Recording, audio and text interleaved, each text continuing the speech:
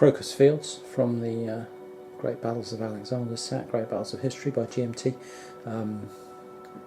And I'm coming towards the end of turn 4 in a cagey clash between Phocian Greek force, blue here in the foreground, and Philip II's Macedonians, the red forces opposite. Out here on the left flank, the Phocians have crept forward a little more, but just trying to get into a position where they can support and move forward with their line of heavy infantry here without leaving them horribly exposed. The Macedonians have sat back and watched and reorganised their peltasts as they've taken continual fire from these archers in the foreground here. The cavalry hasn't moved, it's sitting and watching and trying not to do anything foolish and wait for an opportunity to engage on favourable terms, but at the moment the Phocians aren't giving them that. Some action has just started down on this right flank of the Phocian forces though. The commander down here managed to move this light infantry up, and he had some cavalry sat out here, and it had reached the point where it either charged or it got outflanked because it was too close to this enemy cavalry to break off. So it charged with 3-1 odds against the heavy cavalry. So that is going slightly in the Phocians' favour, but it's just inconsistent fighting out there on the flanks at the moment. In response, actually this commander was then trying to get a continuation which would have allowed him to move some more light infantry up into this area and either drive the light cavalry here back or force it to stay and engage, and that could have been quite dangerous. They might have got onto the flank of this heavy cavalry.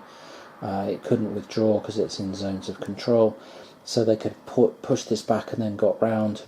But that didn't happen. He was finished instead, and that gave Parmenion on the Macedonian side the opportunity to stabilise things. He's pushed his some of these Greek ally hoplites forward, but he didn't want to engage with them because they're his lower quality troops. He threw his one of his phalanxes forward here to start engaging with the enemy hoplites, and you can see from the result there 4 cohesion hits on the phalanx and 2 on the Greek hoplites. That clash went very much against them. He took a hit.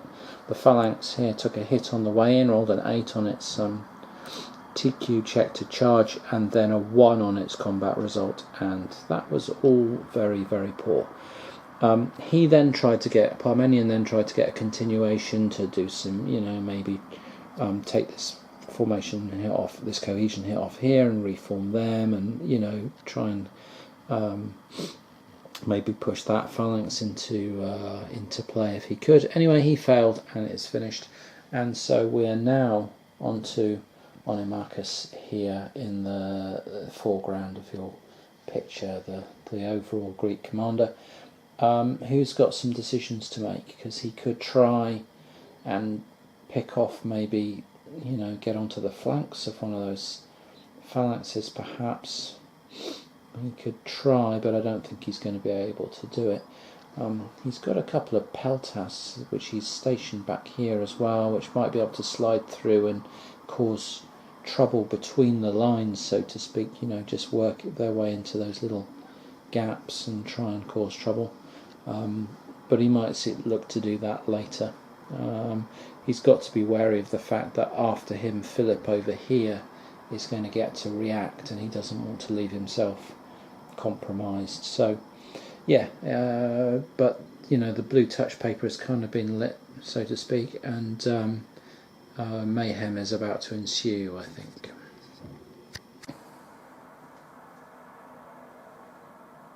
So here's one of those potentially critical moments that you get in Great Battles of History,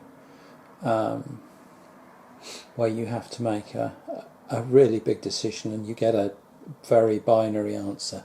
So the situation, Onimakis, the leader of the Phocians, finally got tired of waiting, and he pushed his line of heavy infantry forward, they weren't close enough to engage, but that's what he didn't want to engage, because they get major penalties for engaging linked phalanxes like this from the front. So he was content to come up short and just stand off them, but what it did mean was he engaged two phalanxes over here, and his troops have routed one of them and really smacked the other one up. It's just had to make a roll to stay. It's made that roll, but his companion over there is routing. They've got troops on the flank here, they're opening up gaps here. He's quite content. He went for continuation, with which he could cause more trouble, because he could throw his skirmishers. He wants to block this. I'm sorry about the glare from that light, but he wants to block this space in here. So he's got skirmishers, slingers here that he could just throw in as blockers into this area, and he's got two more reasonable quality guys that he could move forward into this area just to prevent a nasty move by Philip round onto this flank, which could be disastrous.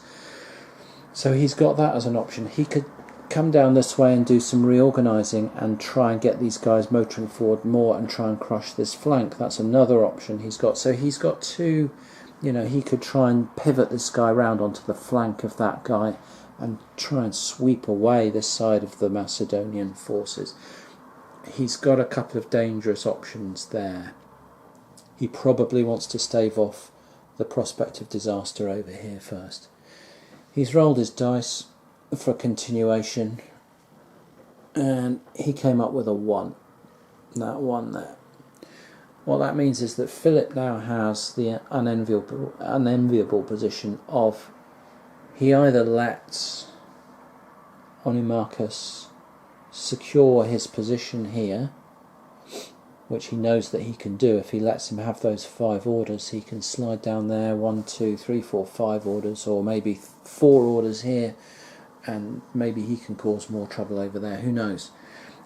So he either lets him have that next set of 5, or he tries to trump in and stop it. But if he trumps in and doesn't stop it, if he fails, then he's finished. And what that means is that this phalanx is leaving. Routed phalanxes are just gone at the end of the turn. He's not going to get a rally on those. It also means that Onimarchus knows he's got the initiative now. He knows Philip's finished. He can prank to his heart's content, knowing that there's not going to be any comeback this turn, and the first guys up next turn are these 2 guys down here. So that's also a really, really dangerous outcome. So he's got a choice of 2 really dangerous outcomes, and he has to decide what to do, because this could get ugly very quickly, as it tends to in this game. Philip, is going to try and trump, because I just don't think he likes the look of what could unfold. If he doesn't, Onimarchus could mess around and then get another continuation and just keep on going. So he's going to try and trump. He's got a 3 and he's trumped in, and that's the way it goes. Instead of having a really, really dangerous situation to exploit, Onimarchus is now finished, and instead Philip has got the flanks of this heavy infantry to chew down on and try and cause trouble. So the battle could just have swung heavily there in the Macedonians' favour. Who knows what Philip can do. But that's just illustrative of the kind of tensions that exist in this system, and they're just really good. It's just really, really good. So I just wanted to talk through that one, give it a dice roll, and put it on film.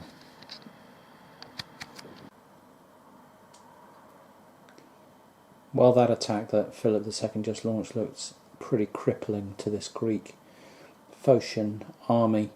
You can see in here there's just he's just driven a huge, great big wedge into that space that had opened up, trumped in, drove into that space, routed one really high quality hoplite double strength unit from in here, and has crunched into the flank of this one, and there's nothing to stop this line from getting rolled up. If you look at that these are just sort of skirmishers down here.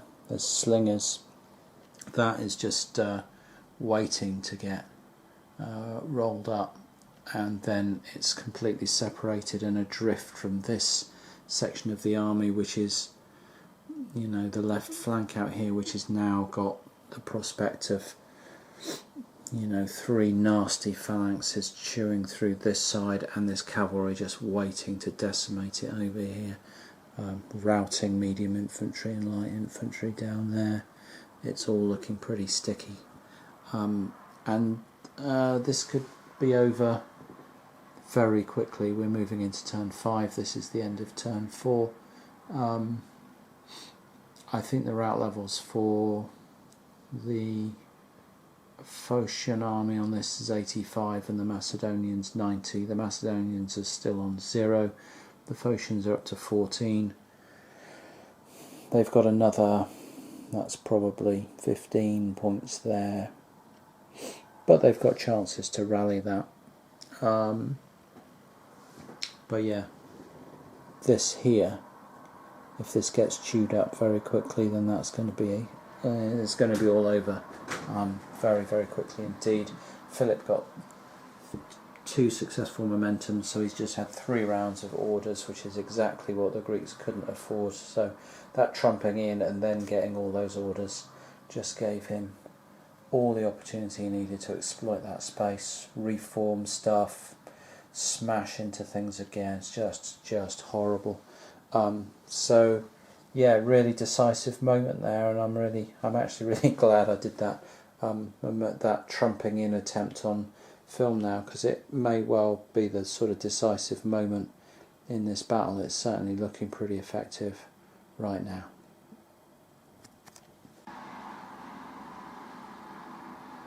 Well, partway through turn 5 here at Crocus Fields, and carnage, absolute carnage on the Greek left, the Macedonian right. The Greek commanders down here start us off. Lycrophon had his turn and then 2 continuations, and then Meneceus had his turn and 1 continuation, 5 unopposed sets of activations for the Greeks. And look at that empty space there. Nothing left in it for the Macedonians. Absolute carnage. A combination of a couple of these double strength hoplites, but then some medium infantry able to work round into the rear of the phalanx, Macedonian phalanxes, has just decimated them, and the Macedonian losses there. Check that lot out. And those are 14 points each, those double strength units, so that's 56, that's 66 route points they've got right there. Ouch. This is looking absolutely hideous for them, absolutely hideous. And so Philip has got his work cut out trying to sort this out. The activation is currently with this chap down here, Antipater, who's got, well, some peltasts and the heavy cavalry, which just hasn't found a way to get involved. It's been cordoned off, and this is just devastating. So he has got to try and get it into this area and start causing some damage with it. You know, it's got to try something, because they can't just sit there all battle looking at this light infantry while the rest of the army gets destroyed like this. So yeah, things have gone from looking brilliant for the Macedonians to having completely fallen apart in the space of a few activations. It's absolutely astonishing. Watching this unfold over here, nothing's happened, as you can see. This line's as it was, but that is somewhat different. So yeah, there it is. So at the moment, the Macedonians are looking at 66 route points. And let's have a look, what have the Phocians got here? They've got 12 and another 6, 18 to add to their 14, so they're on about 32. So they've got So the Macedonians have got roughly double the route point total at the moment of the Phocians, and are going to have to find a pretty compelling answer to this, and it's probably got to be this turn.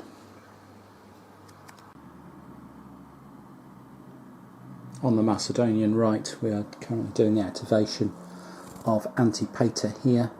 He's spent 4 orders moving his peltasts, or his remaining peltasts, into combat, and they've routed some light infantry out here, and they're ready to engage these sort of skirmishers and light infantry that are left here, although there are some rallied mediums down here. He's also opened up a route. This was one of his other points, was to open up a route where his cavalry can just come straight across here around this area where Sitalces is, so that they're stationed somewhere where they might threaten these guys. They might threaten to come in here, they might threaten to come into the back of these troops here that the Macedonians want to rout off the field as quickly as they can, to try and, you know, claw back some of the initiative in this battle that's turned against them.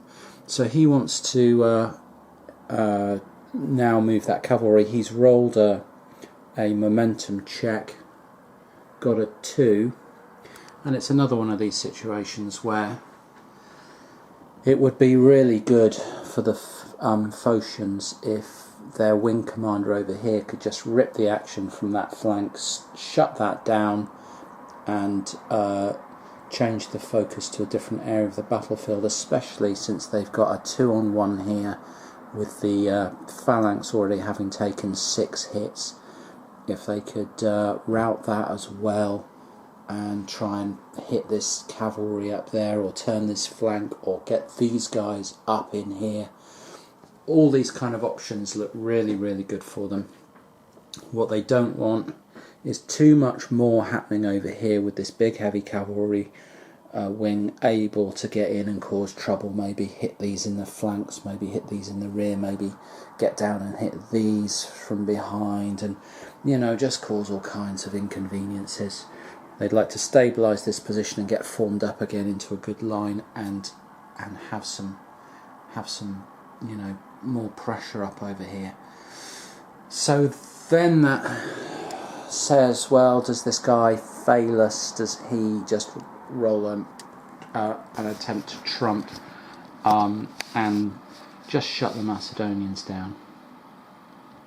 And that's tricky. That is tricky.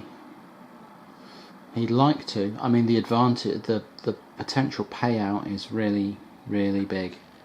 But if it goes wrong and he's just finished, then what that means is that the Macedonians are going to get to carry on playing with this cavalry and potentially these peltasts for a while, and then they're going to have this guy to act pretty much unanswered, and, you know, Philip as well.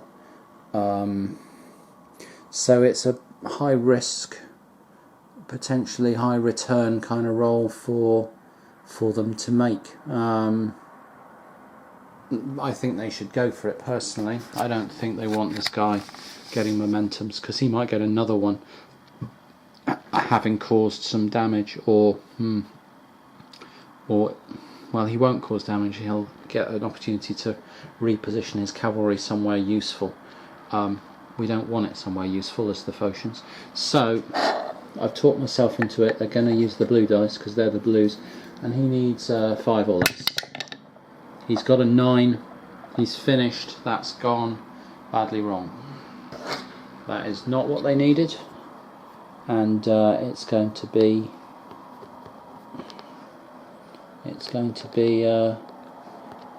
Antipater to continue and get the Macedonian cavalry belatedly into the action. And I took a big risk there. The Antipater moved his heavy cavalry into this position here, ready to threaten down, you know, into this the back of this hoplites, and to maul these medium infantry and so on. and he got another continuation, rolled a 1 up there, and with only Onimakis, the army leader, left to go, he decided that they really had to stop this from happening. The situation's just too fluid to allow this wing to be collapsed by this cavalry roaring in and creating all sorts of trouble and effectively cutting this section of his, all these troops off from the main body of his army. He didn't want that to happen. It was a big gamble, but he went for a trumping in to take this guy's initiative, and as you can see, Antipater's flipped. He rolled a 2, and although he's facing 2 to 1, he's got this guy to worry about, Parmenion, and then he's got Philip II to worry about. That isn't as bad as having them to worry about, and this guy's cavalry rampaging through his lines. So happy about that for the Phocians, and obviously Antipater was looking forward to getting his cavalry into the action finally, but it's not going to happen because elsewhere on the battlefield other things are happening. So after Onimakis here trumped in, he reformed some troops, and then he had a right go at trying to push this phalanx unit with the 6 hits on it over the edge with his troops here, and they held firm. They went up to 8 hits, but they made the roll. They get to make a roll. They made it. They got reduced back down to 6. Onimakis got a continuation. Parmenion tried to trump in, failed, and was finished. Onimakis had another go at breaking this phalanx unit, which I think would have just opened up a great big space here for him to burst through. That would have looked really, really ugly if things weren't ugly already. Again, put that phalanx unit up. Wasn't a great roll, but put it up to 8 hits, and it made its roll to stand firm, back to 6 hits. Onimakis made another roll for momentum and was finished. That just left Philip to go, and I'm in the middle of Philip's turn because the cavalry that Antipater moved from right out on this wing into this empty area here, moving it there brought it into Philip's sphere of influence. He has a huge range of 12. I know his counter's upside down, but you can see it top right there, 12, and all that cavalry was under his control, and it's gone soaring across the battlefield, smacked into the back of a hoplite infantry there. You can see the companion cavalry has routed that. You can see Thessalian cavalry has routed that. You can see companion cavalry has gone into the back of some medium infantry there, routed it. Thessalians and his phalanx have gone into this hoplite infantry there, routed that. And these guys are just destroyed because firstly they've got these guys have got a route path out, but I don't know if these guys have with that cavalry there. They've really got nowhere to route to, and even if they could route, at the end of the turn, routed double-sized units are destroyed anyway. So Philip has brought his cavalry into the action right at the death here, to at least try and wrest back some initiative and make things difficult. And we're now going to roll for a continuation. Well, actually I have to take care of these routes, but I'm just going to roll for a continuation just to see what's going to happen. So Philip's looking at a 0 to 6 for momentum. He's got a 6, so he's got another set of activations, and I'll take care of these routes. So firstly, this guy really has nowhere to route to. We'll just we'll take care of that. He's got to go, and either way, this guy's got to come into the vacated hex. This guy, let's say he can find his way down here, and this cavalry will come in here. This guy has absolutely nowhere to go and is just going to be removed to the dead pile, with the companion cavalry going up here, and I suppose they can make a facing change while that happens, so they may as well do that.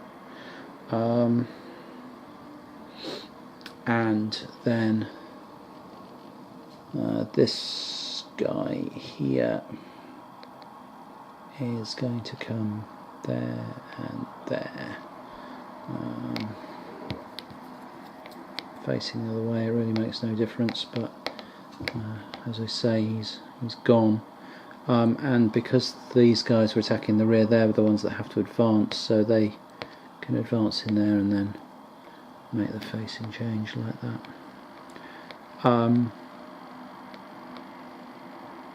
And now Philip's going to have another set of activations, and he could potentially do quite a lot more damage with it, so let's see how this goes.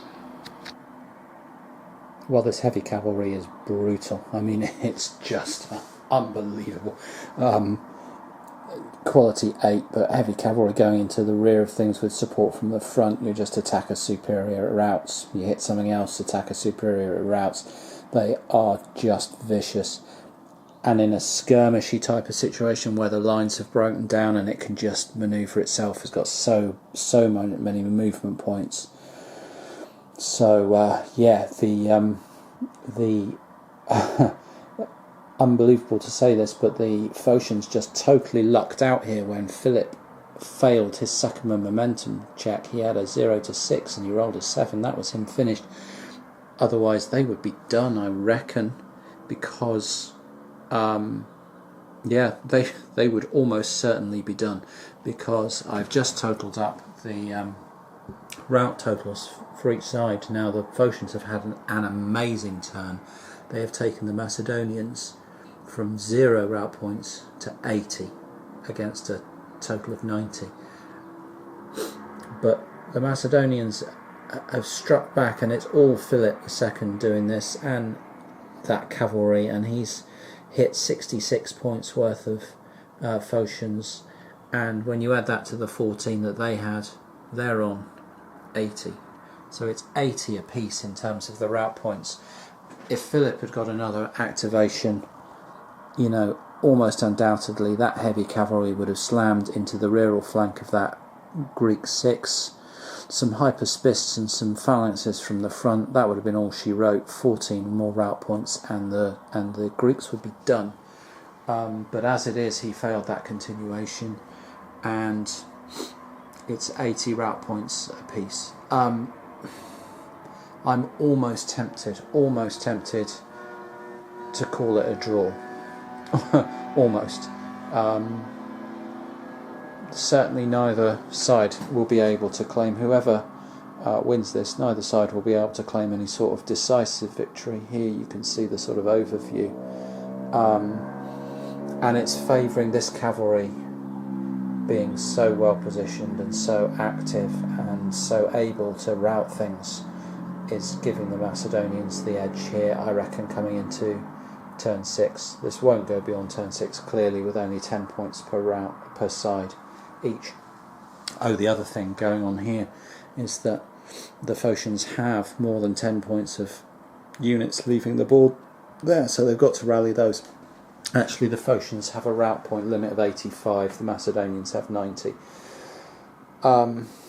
So we're very close to the end here, but it's going to go another turn, and it's favouring the Macedonians, but it's been a totally unpredictable and really roller coaster ride, where either side looks like both sides have at various stages of the battle look like they're absolutely walking it.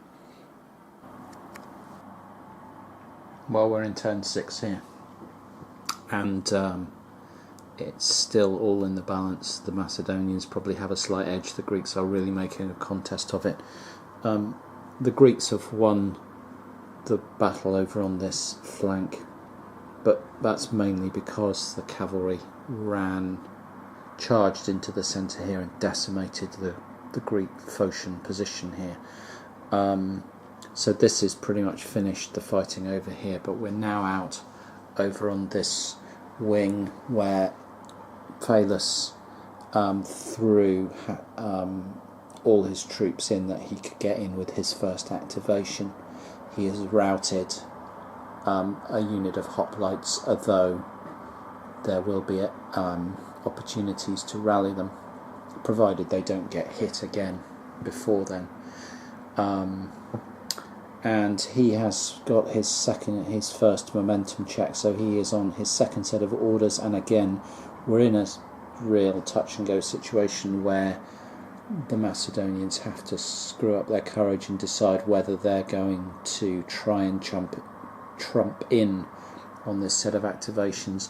The danger is that Phalus can now slide into here and order all his hoplites to fight, and you can see that that unit there has got 6 hits on it. It'll be easy to tip it over, and it will have to check to see whether it routs.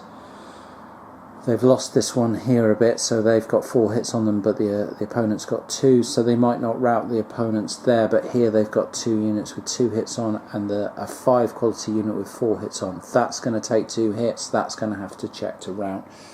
So there's a danger here that the Phocians could, with a single activation, rout 2 double-sized units just by running these 2 combats, and that would be really, really unpleasant for the Macedonians. The scores are 80 rout points per side, and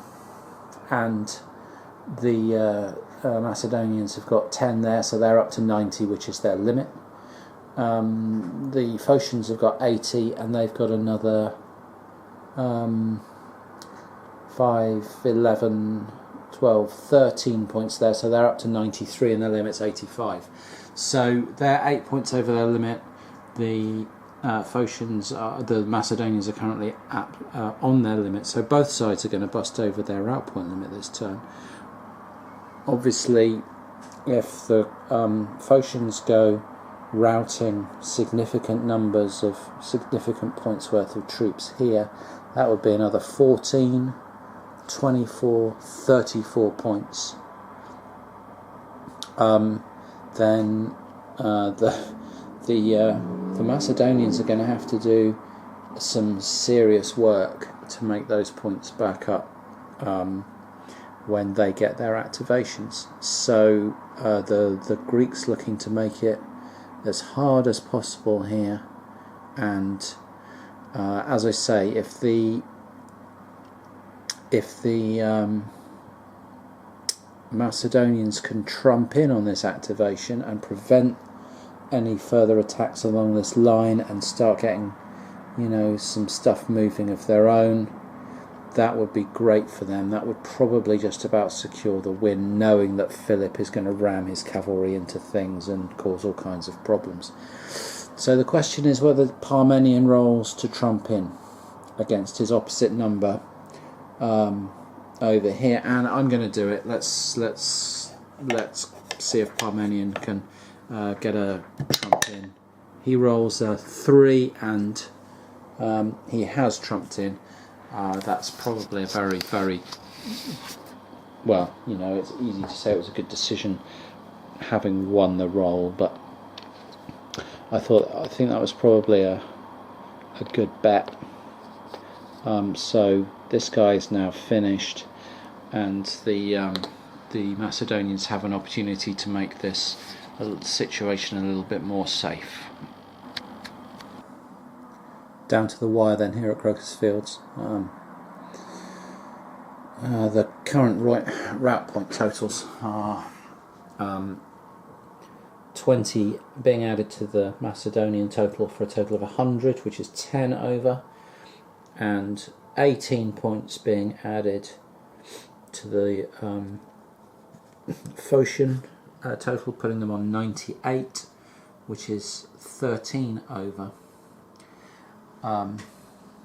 Last Phocian activations coming up on Imachus here, throwing everything into this line to try and route something, get something moving that can break.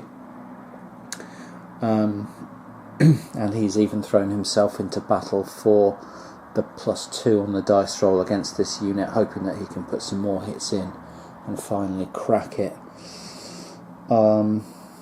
So it's all going to come down to these dice rolls, and then if he gets a continuation, then Philip really does have to try and trump in on him, and it could all come down to that. But I'll roll out these combats and see where we're at.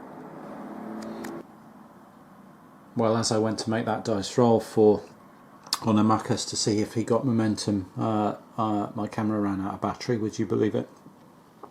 He rolled a 4, he did get momentum, but then Philip trumped in, rolled a 6, and that was on Imachus finished. Philip was able to slide some cavalry in here and do a bit of reforming, but the main thing he did was ride across to get these guys in range and managed to rally both of them. And that was all she wrote, because that means that the Macedonians aren't losing any more points, and they're about 2 points ahead. I'm not going to carry on with the turn, mainly because I just think it could potentially add a gloss to the score that is entirely unwarranted. This is two armies fighting each other to pretty much to a standstill. The Phocians hold the field over here on the left. Philip's army is gradually, rolling up the heavy infantry of the Phocians, but it's a real tough fight. You can't possibly say that they've won this in any way, shape or form. Their army is as routed as the Phocian army, and both sides withdraw to lick their wounds. I think after this there's not going to be any great victorious pursuit. This has just been a really, really grueling day for both sides. So that is the overall picture here. You can see very much Phocian win over here. Philip strong in the centre here, and the Phocian flanks compromised by the heavy cavalry that he can bring into bear, albeit very late in the day. And then these lines facing off against each other, and a confused scrap on this right flank of the Phocians, where they've still got some light stations, some light cavalry's burst through, cavalry still skirmishing there, and these forces rallied. Absolutely topsy-turvy battle. Had no idea, like it looked at one stage as if the Macedonians had it cracked with this breakthrough in this area. It looked like they were going to drop onto the flank of this force and hold this flank quite comfortably. The Phocians were having none of it, just smashed through and destroyed this flank of the Macedonian army, but couldn't quite shore up the problems on the flanks of their own heavy infantry in time, and stalemated over here. Just madness all the way through. So I say all the way through, but it developed quite slowly. What was really nice was watching the sort of moves and counter moves as both armies looked for positional advantages, couldn't quite work it out, and then it all just exploded in 2 turns of absolute mayhem. Really, really enjoyable battle, and I'm looking forward to more of these.